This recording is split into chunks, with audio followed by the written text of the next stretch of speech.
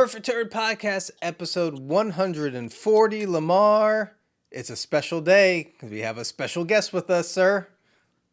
The man, the myth, the legend, William Butler, director of my favorite full moon feature as of late, Baby Oopsie.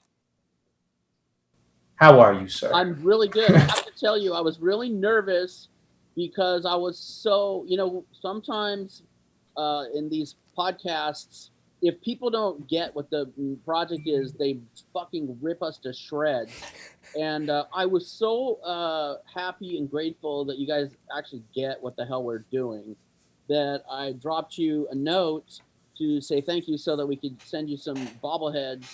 And then I kind of felt like I maybe made a mistake because then I felt like on your next episode that you guys kind of knew that I was watching. So you guys were like, oh shit, he's probably watching. So we can't, if we hate it, we better not say we hate it. But anyway, I don't think you hated it. But anyway, maybe it was a mistake for me to like thank you so profoundly so that you're like, we better not say this sucks. This dude's coming on the air. But you did a good job. And you know what? I agree with all of your criticism.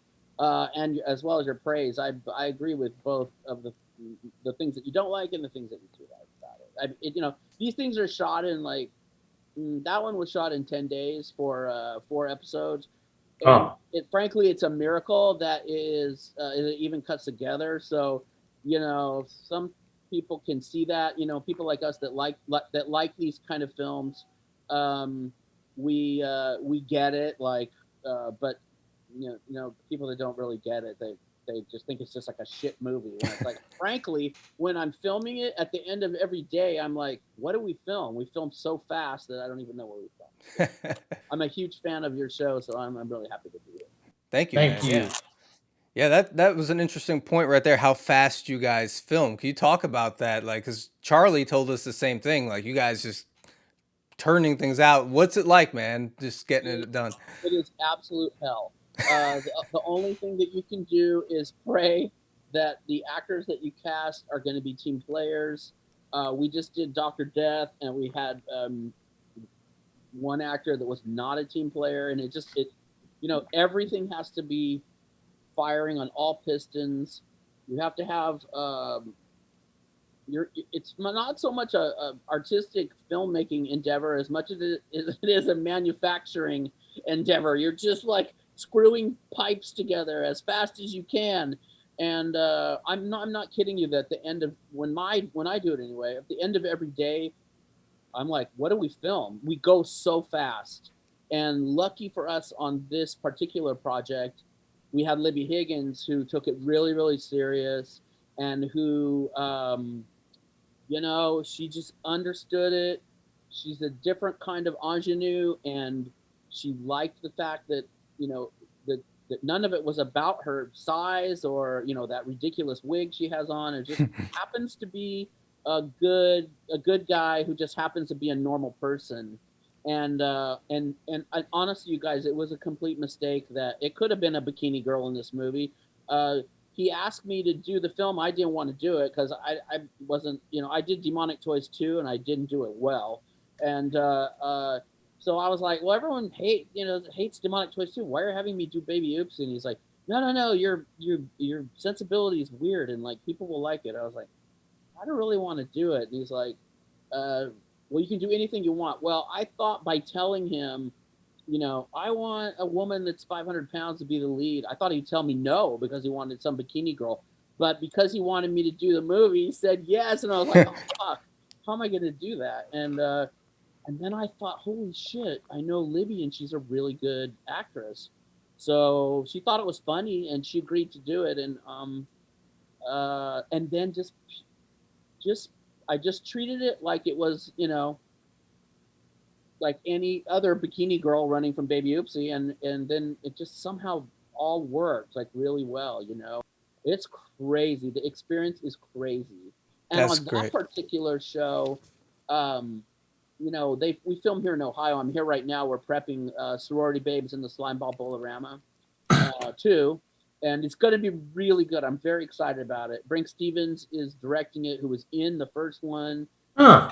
A lot of the girls from the first one are back, and then of course a whole other slew of uh, uh, beautiful women are in it. And um, but anyway, it was we were filming in winter here, and just insanely cold here. What state are you guys in? New York?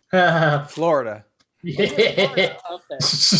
Yeah. Okay. Well, it's freezing here when it was absolutely freezing when we filmed this, and you can't really tell. There's only one shot in there. I think you can actually see snow actually falling. But Oh, wow. so it's just you have everything working against you.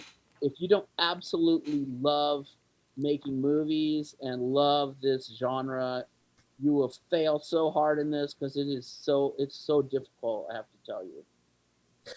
Now you mentioned, of course, that you're shooting in Cleveland not only for Baby Oopsie, but of course Slime Bowl Rama. Right. How is it shooting in Cleveland? Like, is it like the community gets involved and everything? Or? I produce all around the whole world, directed around the whole world, and Cleveland is the new. You know, first we went to Italy when I worked for Charlie when I was 17 years old. I lived in Italy for 5 years working for Empire.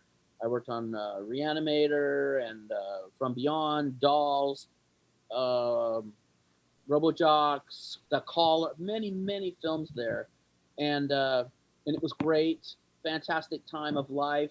And then years later, we all went to Romania. We were filming in Romania, and Cleveland is the new Romania, believe it or not. You don't have to have a permit here to film. And he purchased this mansion, the Full Moon Manor, which I'm on the property right now. I'm in the guest house. Nice. The Full Moon Manor is like this huge house, has 13 bedrooms, gorgeous, huge house, huge rooms. And basically, Charlie bought it and said, we can, the house is just empty. We can do whatever we want in it. Like right now, we are literally painting the rooms bright, insane Barbie doll pink for the sorority house. And it's just so much fun. You know, I have to tell you, it's, you know, you don't make a lot of money doing these projects, but nowhere in show business do you work for a movie company where the guy just hands you a check and goes, okay, go to my house in Cleveland and I'll see you at the screening. Like, it's just unheard of. He literally lets us do whatever we want. We have to run the talent by him. And then if there's overages regarding anybody that's recognizable, we have to, but other than that, he just lets us do whatever. And it's, for me, it's helped me so much as a filmmaker to just make decisions without interruption, which has been so great. It's filming in Cleveland is amazing. There's tons of talent here.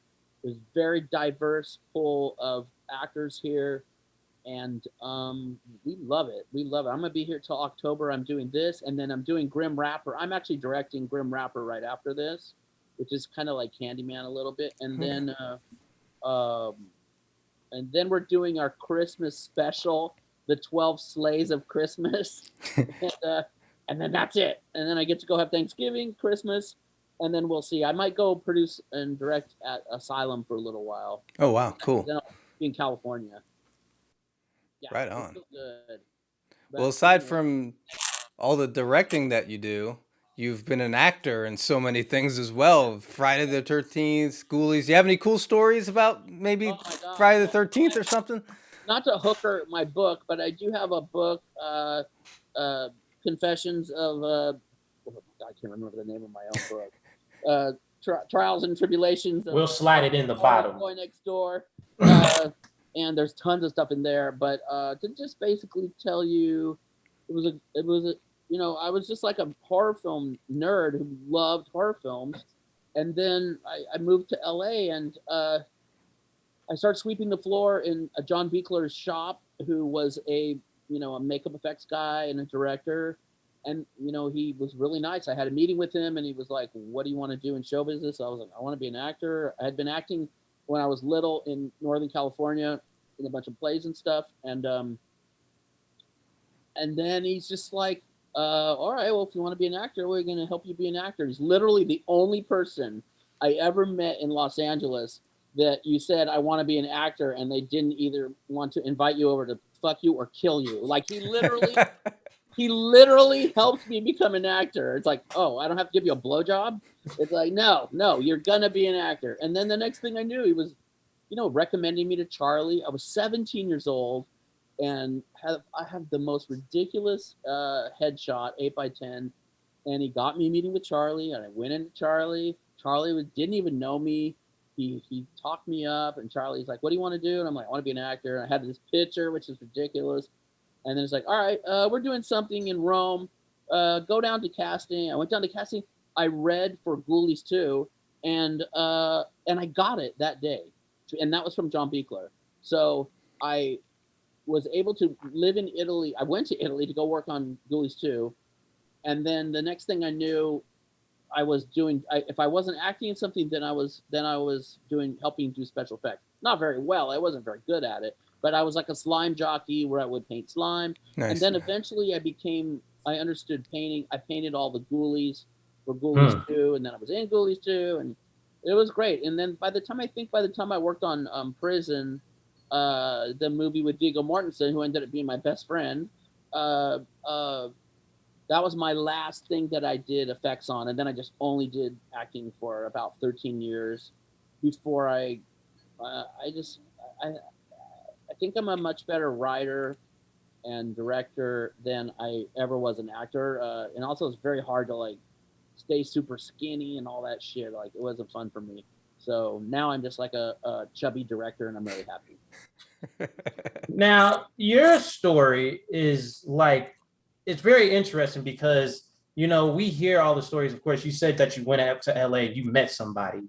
And then, of course, that, sent you on a path. But now you're in Cleveland and you're just making your own films. Yeah. Like for filmmakers now, just anybody acting, do you think, like, how do I say this? Is it easier just to get your own stuff made and then see that where that takes you? Or is it going the traditional route? Well, the good news and bad news. The good news is now, if you are a filmmaker or you're interested in film, there's absolutely no excuse for you not to be doing it because you can edit it on your computer, you can shoot it on your phone. I mean, you find people with like-minded interests, and you can make something. It's fucking great. Um, the bad news is nobody's really discovered anymore. It's just kind of like the system is a really hideous system that will. I don't want to be discouraged. The system is a lot harder to break into, but the thing is, if you have genuine talent, that pretty much everyone in Hollywood, on a business level, is pretty ruthless.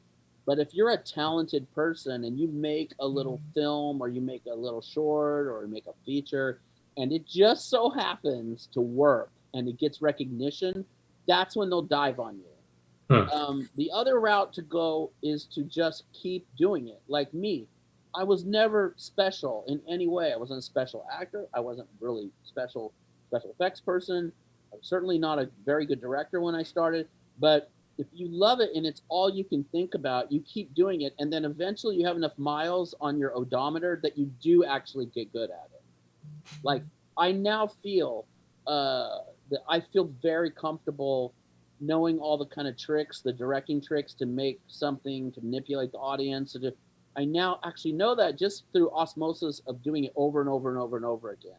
Because when I first started, I was not good, and that same is the same with acting. Like by the time I was in Night of the Living Dead, then I was the first time I was on set with very seasoned professional actors, and finally was like, I felt comfortable. I was like, okay, all right, this is what I do for a living, and I'm good at it. Like, and imagine I had starred in movies that I didn't even know what the fuck I was doing up until it. I just happened to have good hair, and I got a lot of repeat business because I would just sit on set reading a book, and then they go, Billy, and I go, yeah, and then I go do it, and then I go sit down and read a book. I don't complain about my dressing room. I'm not fucking my co-stars. I'm not drunk I'm not doing cocaine at work. Like I just was very reliable because I just loved it so much, and I still love it so much. I'm not rich because I love it so much. I'd be willing to fucking direct for Full Moon, for crying out loud. Well, with your history with Full Moon, and now you took over the helm on these kind of established franchises like Beyond Resonator and Baby Oopsie. What's that like stepping into it? Because the fan base is small but passionate. So Well, yeah, it is. That is very true, and it was a giant gamble on everyone's behalf. We had dinner about 3 years ago, and he's like, "What do you want to do?" And I was like, "I want to do like something that's like a TV series." And he's like, "What do you want to do?" And I was like, "I want to do some old Empire IPs." And then he's like, "I don't know about that." And I was like, "I want to do Resonator." And he's like, "Are you kidding me? They're gonna eat you alive."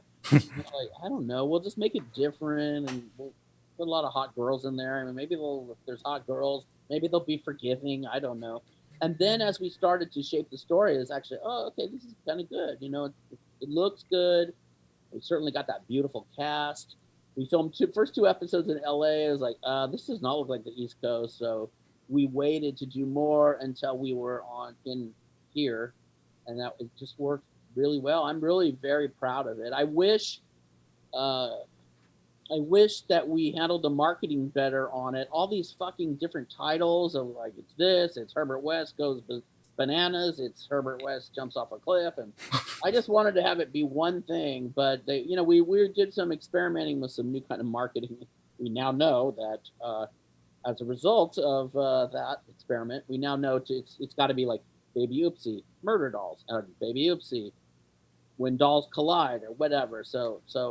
But I think over time the it doesn't suck. I'm not ashamed of it, and it's also very I don't really want to be known as someone that does like campy stuff like Baby Oopsie. I'm very proud of it, but I'm so happy also that I did Resonator because it's more grown up. It has kind of Fox TV feel to it, and then when I do Grim Rapper, I'm gonna do the same thing. I really want it to be like something serious tone and not like not Ray Ray getting an exorcism in a basement floor. The guy that played Herbert West was great. Oh yes. He's so good. I can't even tell you. And I gotta ask this because you mentioned that Demonic Toys, you didn't think it came out as well. Yeah. That I will say this. That isn't my favorite film. And I want to know, just from if you want to talk about this, what did you learn from that experience since it was a bad experience? Because I feel like in filmmaking, you learn from your failures. Making it wasn't a bad experience. It was actually a very fun experience. I basically, as I do with all location jobs, I hire everyone I know, and it's like kind of like we're all going on vacation together. So that part was great. My mother came. I do not recommend you bringing your 70-year-old mother to an Italian castle. It's not. Castle is a lot more romantic sounding than it actually is. When you're in there, it's freezing. There's no hot water, and oh, I can't even tell you. But it was fun making it.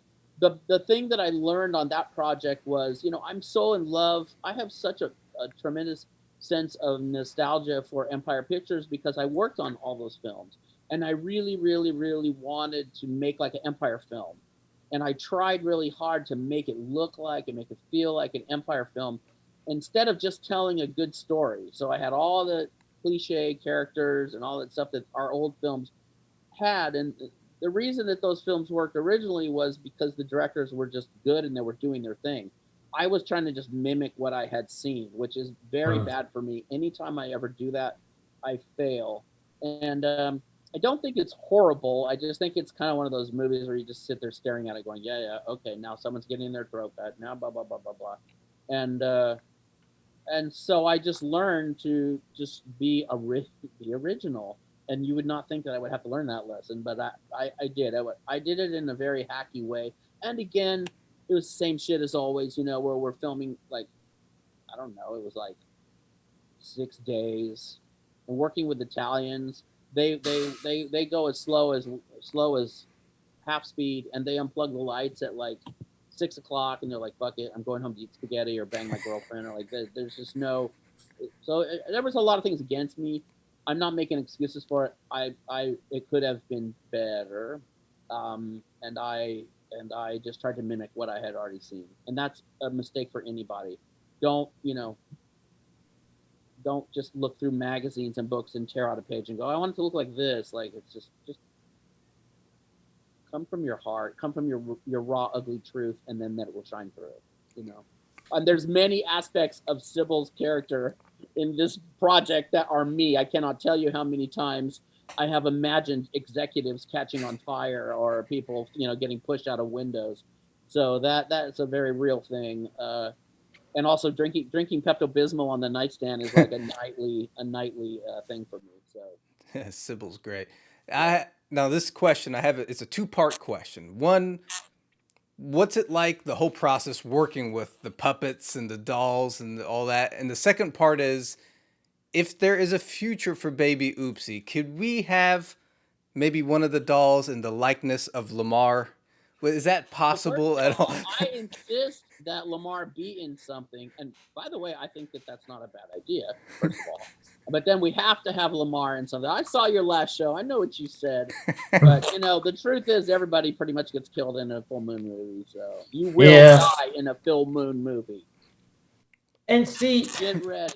Yeah, and see, Joe, we were talking about it and we were like, Lamar, you have to have something cool to say. I feel like people have more something cool to say when they kill the killer, not when they die. When they die, that's the embarrassing part. Like they were doing something like stupid or something. Also, when you're filming it, it's like, oh boy, here comes the part where the mean stepmother gets killed. Like even when you're filming it, you're kind of like, oh god. But it's a necessary evil in this kind of a genre. To answer your question, it's a fucking nightmare. This fucking doll is a fucking pain in my ass. It's why I didn't want to do the project. It's like, it's so hard. And lucky for me, John Criswell, who built a lot of the insides of the Ghoulies on Ghoulies 2 that I worked on, he's remained a very good friend of mine. He's now the head of the mechanics at Henson. He did like Dark Crystal. He's done a lot of projects. Cool. He's so renowned in this world. He actually made 2 fully articulated radio controlled bodies for us. Calm down, Henry. My dog's freaking out. Anyway, he gave us 2 articulated bodies.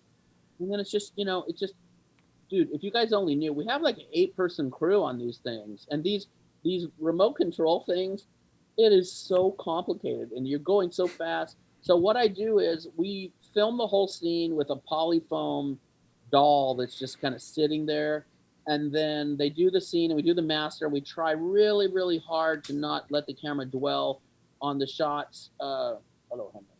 Henry can come say hi. Here's Henry. He's wanting to. Aww. Hello, Henry. Anyway, hey, buddy. So we film the scenes with the polyfoam doll, and then we have 3 days of pickups after the film is shot, where we just hang out, wake up late, and we go, okay, now we're going to do all the scenes where she's cutting the old lady's nose off, and we just do it close. Sometimes if we can get away with it, we'll just have a gray background. But I will tell you, it's very precarious because the puppets get goo on them, they get slime on them, they get blood on them, and then the mechanics sometimes don't work, and oh my god, it is a nightmare. Like I literally told him, do not ask me to do any more little doll things. He's like, you can't say that. Now you've created an empire. You have to do, Teddy Bear and Jack in the Box. I'm like, oh my god, please no. But I think if he lets me have Libby in it and Justina in it, then I would consider doing it. And if we did it, I think I would vote to do Teddy Bear first. Because I think that Jack puppet's irritating with that laughing and all that stuff. And I don't want to change it too much. I mean, I changed Baby Oopsie a lot, which I got a little bit of shit for, but I think because it turned out so good, it turned out, does that sound biggish? It turned out watchable. I think people are okay with the doll change. I guess the Jack in the Box design is pretty good. It doesn't need to be changed that much. I like that he's a snake, Yeah. But I also like I'm begging Charlie to let me do a werewolf TV series. He doesn't like that kind of shit. He doesn't like werewolves. He doesn't like vampires. He certainly does not like slasher things. He always has to have some little creature or some magic, And I mean, you got to hand it to him. He certainly had a business for a very long time. So somebody's watching this stuff, But yeah, it's really hard. To answer your question, it's incredibly hard. Really hard. And when you have 8 people and it's 110 degrees in humidity, and somebody's hands crammed up a puppet's ass and they're like laying crooked and blood and slime are dripping on them, it's very easy for people to lose their tempers. It's a really hard job, really hard. So that's why I say, like, it breaks my heart when I watch all these things. I know you're not supposed to. I watch them all for better and worse, and I do take the criticism. I think it helps you. But some of these things, there's some of these shows, like your guys' show, it's not your show, but ones that are not unlike your show. They rip you to shreds, and I just always think like, my God, if they only knew that we had, it was a miracle we had drinking water. You know what I mean? Like, why are you putting your fucking dick in my head over a movie that was filmed in 6 days? Like, oh my God, I know it's entertainment, and I know sometimes we have it coming, but it really does hurt. Like, I have to tell you, there's a few people out there. I just am like, why? I actually wrote someone a letter one time and was like, and just like, why are you doing this? Why are you shitting on what I love so much? It's so painful. But I mean, I know sometimes we have it coming. And I think that's what's changed, because everything, because we were actually just talking about this. Pop culture has kind of like mellowed out, and you guys with like Full Moon kind of have like, you have your audience, and so when other people come in, it's kind of like, what the hell is this? Like, it's not for you. Like, right. Like, I will say on this particular show on Baby Oopsie, we really lucked out because people love the weird characters that Libby does. She does all these strange things. She's very good at committing. And we really lucked out because the audience broadened out to a more wider audience, because there was a lot of people that were like, fuck it, I would never watch this, but I'll watch it because she's in it. And it's a good thing because she really delivers in it. She's funny. And we're going to do, I don't know if you two know that the way she got known was she did a short, this woman named Carla character. yes, She went to McDonald's and tried to get a second McRib, and she got into a fight.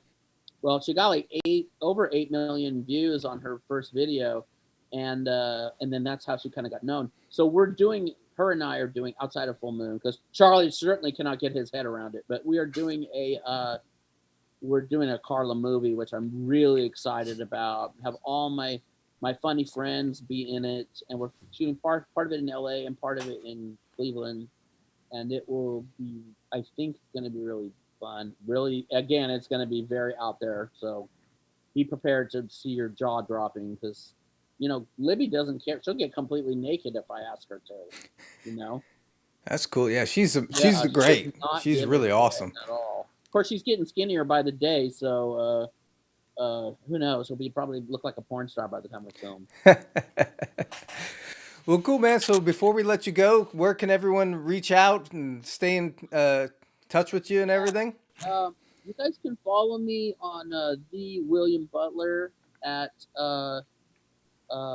Instagram. That's the best place. I'm on TikTok, same thing, the William Butler, and my Facebook is William Butler. I think I'm like the first one. Cool. And then I really appreciate you guys having me, and I'm so thankful for all the kind words on this particular project. And I think it's really good that you guys give very honest feedback about stuff, and now that you know me, you don't have to hold back in the future. If you hate it, you hate it, and then it is what it is. I love watching your show, and I agree with you guys most of the time. So I just want to say I really appreciate it. And did you open your Baby Oopsie like I told you to, so the knife didn't break off? no. Did it break off? I didn't. Yeah, but I don't think that's too.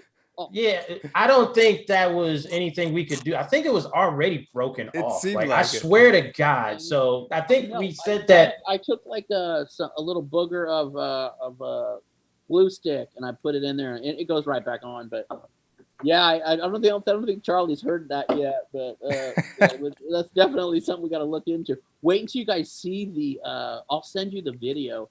They made like a talking Baby Oopsie doll that the eyes light up, and it's like, cocksucker. And like, let's kill grandma, and all this funny stuff. It's like really good, really good. But anyway, thank you both so much. You guys are so weird to like talk to you guys, because I've been watching you for a long time. So thank you, man. Thanks for being here. And your book is available on Amazon? Yeah. It's on Amazon, yeah. What's the name of it again? Okay, hold on. Let me remember. I'm trying to remember the right way. It's called Confessions of Horror's Boy Next Door, William Butler. Right on. Cool. Okay. Thank you, man. Thank you guys so much. Have a great night. And you too. Thank you so much. Peace. Thank you for Baby Oopsie. You will die in Grim Rapper.